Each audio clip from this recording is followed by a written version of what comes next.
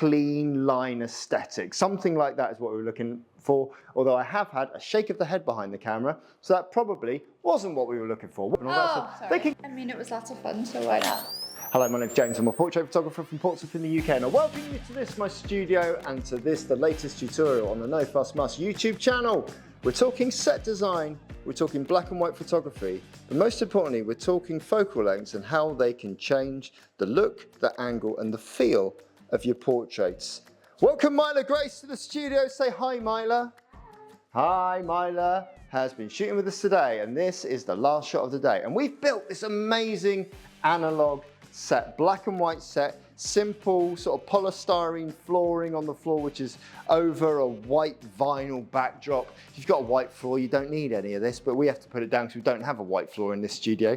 This striped wallpaper that we've used to create this sort of, what we had in mind was like a bit like Jamiroquai's Virtual Insanity video, kind of 90s clean line aesthetic. Something like that is what we were looking for, although I have had a shake of the head behind the camera, so that probably wasn't what we were looking for. What was the inspiration for this shoot? Cruella de Vil. Cruella de Vil. Oh yes. Okay, so we'll beep that. It's Cruella de Vil meets Beetlejuice. That's what we're going for here, which is kind of like, everything's a throwback to something from 20 years ago anyway, so it probably is a 90s throwback. We've got a sheet of paper here, which we've hand drawn with just a Sharpie pen, some rough sketches, some rough sort of graphics, pineapples, question marks, light bulbs, stars. What do you think of that? Cute. I didn't know you did that yourself. There you go. It is cute, and we did do it ourselves. This stripy wallpaper you can get from most online delivery companies that will send it straight to your door, or from B&Q itself. And then over here we've just got some leftover sticky wallpaper. Again, it's sticky back wallpaper, so it's easy to stick on. It's gone on one of our blocks here. We created this set, which will look, in my mind, is going to look amazing in black and white. Not only is it going to look amazing in black and white, it's also going to look amazing in black and white because of what Myla is wearing. She's got these amazing glittery shoes, she's got a dark coat, and she's got a dark bodysuit as well. So with black and white conversions, that's going to make sense, and it's going to give us some real contrast in the image. I'm going to showcase with you now today the first lighting setup that I was ever shown around about 21 years ago. It is a simple 2-light setup. Key light, main light over here on my D-Light RX4. These lights, this RX4, is nearly, I think, over 16 years old, and you can get them online for around about £200. Just going to interrupt this video just to say that I found one online for less than £100, and that was with a really simple quick search. You'd probably find it even cheaper elsewhere. They go straight into the wall, straight into a plug socket, and I'm still using it after 16 years for this high-end fashion shoot. That can't be a bad thing.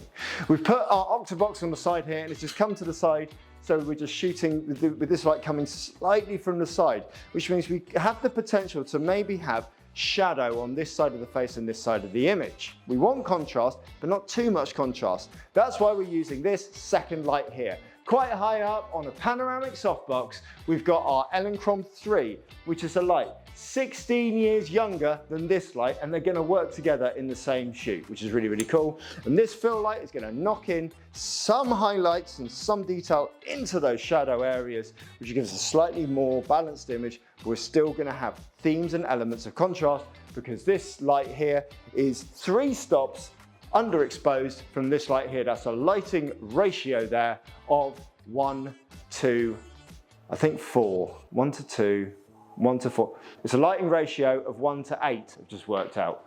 Cool, so we've got our camera set up here.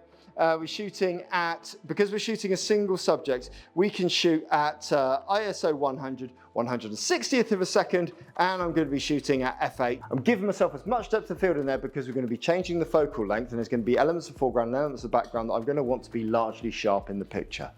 Myla's just going to have a real simple pose there, right at the end of the studio here. Always putting with a posing, a good way to start off with posing is make sure that your weight, there we go. Making sure that your weight is balanced onto just one side of your body means that you're using one side of the body more than the other, means you're naturally bending limbs, bending legs, bending hips, and creating shape and form. She's a great poser. She's looking straight towards us. I'm shooting here roughly on a 50 mil focal length, and we'll come up with a very simple shot just like that, with the set and the leading lines coming through the middle. We got Myla coming right through the middle of the picture. She scampers forward to see how that looks. How are we there? What do we think? Oh, that's so good. Right, okay, so this was the test shot, okay? So that was good, then we'll take that. Back onto your position from where we were there.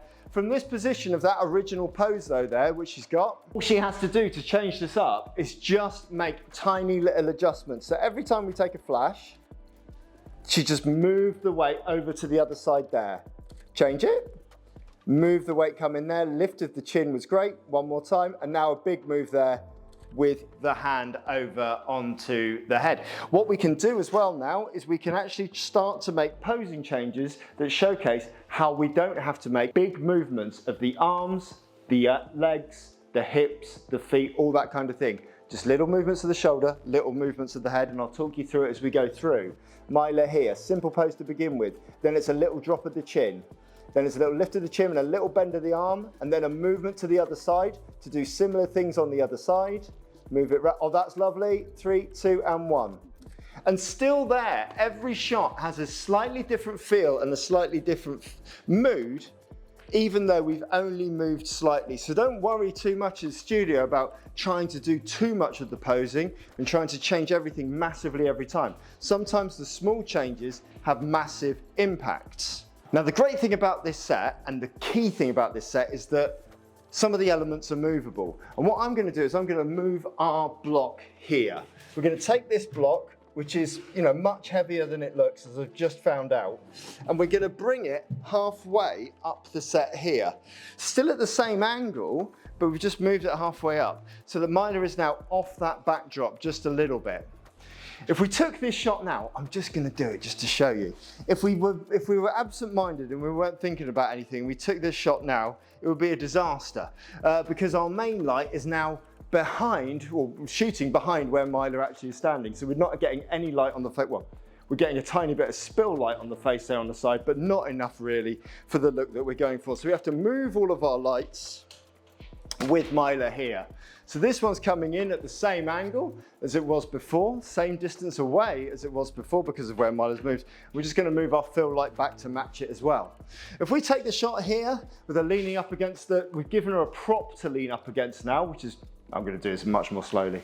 We've given her a prop to lean up against now, so now posing is even more simple because we've got a prop to work with and a prop to play with. And look at how those leading lines are giving us cropping and composition within the piece there, top and bottom. Those lines coming down from the top and through the bottom, really framing Myla within this piece. But how do we elevate it even further? By using focal length. Now I'm quite far back there shooting on a 50mm lens, 50mm replicating what the eye sees. If I come in super close now and move onto a wide angle lens, by moving my variable focal length on this one all the way up past 35, closer to 24, and try and shoot it from here, we will see that those leading lines in the foreground now are really framing our subject and giving us a completely different look. If I come down even lower, there, looking off camera, you'll see that now those leading lines are really giving us something a little different. And I'm trying to use the cropping through the viewfinder to get those black lines to come out of the bottom corner of each image. 3, 2, and 1. Beautiful. And there we have what looks like a catwalk, what looks like a runway, and what looks like something really graphical and something a little bit different from the same set that we've just used for the previous 2 compositions. Changing your angle, changing your point of view, and changing the focal length of your lens is going to give you completely different looks on a really simple 2-light setup with homemade analog backgrounds that were cobbled together last minute last night. That wasn't the case at all. We come in fully prepared for all of our sessions. Myla, you've been wonderful. Tell the kind, nice people of the internet what they should do next. What, come and get a photo shoot? No, come and like and subscribe and all that stuff. Sorry. They can come and get a photo shoot if they want. I mean, it was lots of fun, so why not? But yeah, like, subscribe, and leave a nice comment. Yeah, be kind, say nice things. Visit nofussmus.com for more learning. You can download one of our courses on there and download our free posing guide. It's completely free. Internet. I'm actually going to go and download as soon as I leave. I'm not even joking. See you later.